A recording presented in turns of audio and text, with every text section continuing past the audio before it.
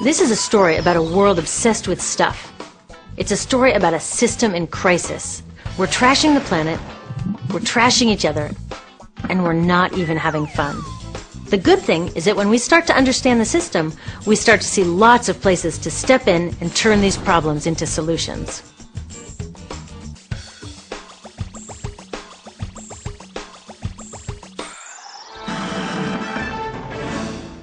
I am so glad that the world is finally getting together to stop climate change. When I first heard that our leaders were meeting to talk about solutions, I breathed a huge sigh of relief. Didn't you? Then I said, wait a minute, what exactly are they planning to do about this problem? So I looked into it. And I gotta tell you, not all the solutions they're working on are what I'd call solutions. In fact, the leading solution, known as cap and trade or emissions trading, is actually a huge problem.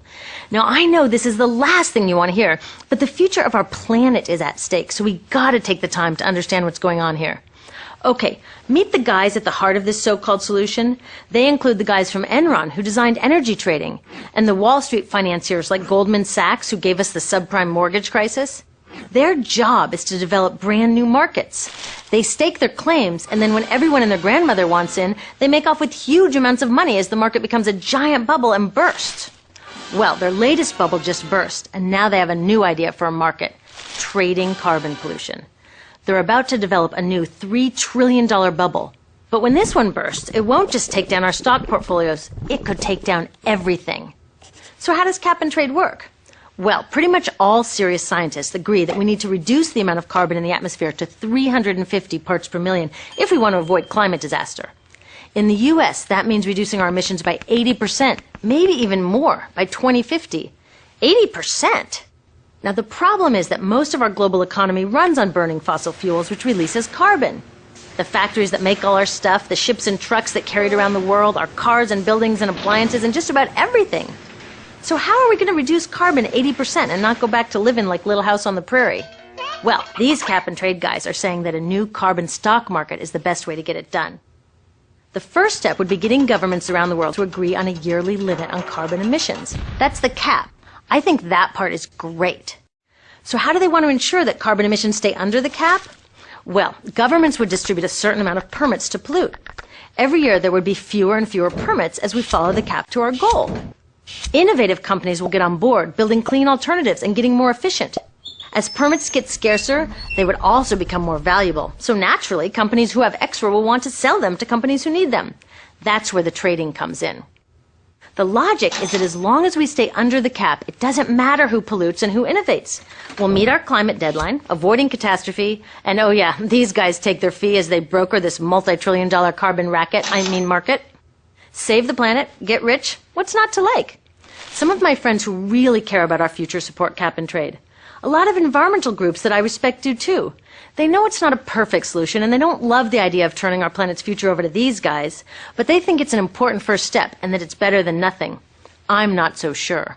And I'm not the only one.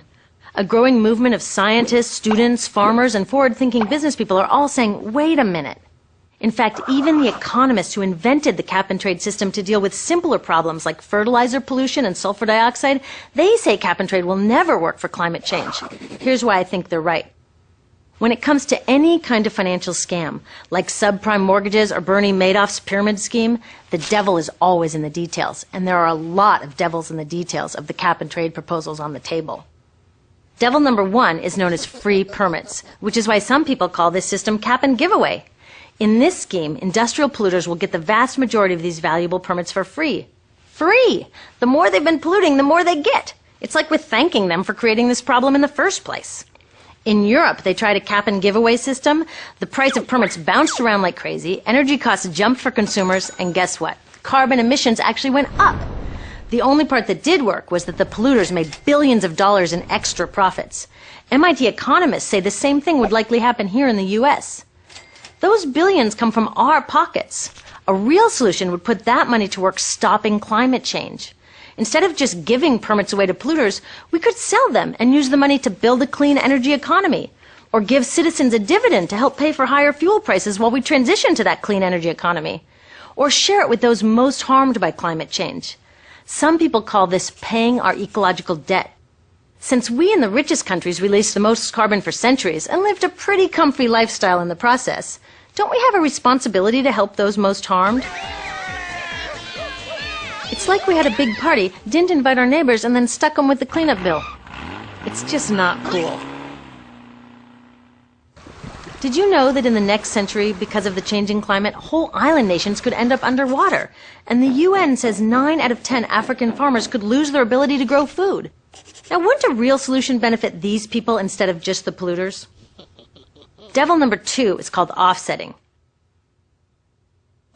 Offset permits are created when a company supposedly removes or reduces carbon. They then get a permit which can be sold to a polluter who wants permission to emit more carbon. In theory, one activity offsets the other.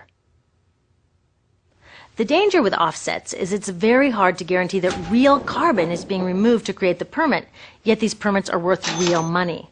This creates a very dangerous incentive to create false offsets, to cheat. Now, in some cases, cheating isn't the end of the world. But in this case, it is. And already there's a lot of cheating going on. Like in Indonesia, Sinar Mas Corporation cut down indigenous forests, causing major ecological and cultural destruction. Then they took the wasteland they created and planted palm oil trees. Guess what they can get for it? Yep, offset permits. Carbon out? No. Carbon in? You bet. Companies can even earn offsets for not doing anything at all. Like operators of a polluting factory can claim they were planning to expand 200%, but reduce the plans to expand only 100%. For that meaningless claim, they get offset permits. Permits that they can sell to someone else to make more pollution. That is so stupid. The list of scams go on, and many of the worst ones happen in the so-called third world, where big business does whatever it wants to whomever it wants. And with lax standards and regulations on offsets, they can get permits for just about anything. Devils 1 and 2, cap and giveaway and offsetting, make the system unfair and ineffective. But the last devil, which I call distraction, makes it downright dangerous. You see, there are real solutions out there. But cap and trade with its loopholes and promises of riches have made many people forget all about them. We're not even close to a global agreement on a carbon cap to begin with. And duh, that is the whole point of cap and trade. But instead of hammering out a fair and strong deal, we're putting the cart before the horse and rushing off to trade schemes and offsets. With all the bogus offset projects, huge giveaways to polluters, and the failure to address the injustices of climate change, do you think the third world will get on board with a global cap? I doubt it. If a cap and trade proposal is stopping us from actually capping carbon, it's a dangerous distraction. We don't need to let these guys design the solution. We, us, our governments, we can make laws and do it ourselves. In my country, we already have a law, the Clean Air Act, that confirms that carbon is a pollutant which our environmental agency is allowed to cap. So what are we waiting for? Go, EPA, go! Cap that carbon! Instead, a U.S. cap and trade law proposed in 2009 guts the Clean Air Act, leaving it to the market to fix the problem. If a cap and trade proposal weakens our ability to make strong laws, it's a distraction. Concerned citizens around the world need to speak out and demand that we redesign our economies away from fossil fuels. But cap and trade makes citizens think everything will be okay if we just drive a little less, change our light bulbs, and let these guys do the rest. If cap and trade creates a false sense of progress, it's a dangerous distraction.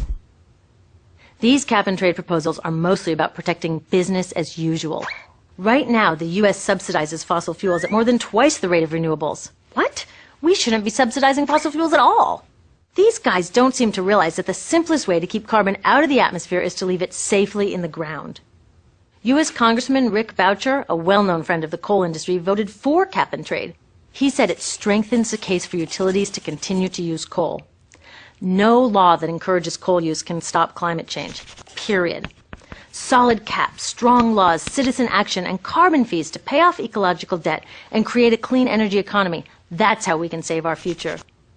The next time someone tells you that cap and trade is the best we're going to get, don't believe them. Better yet, talk to them.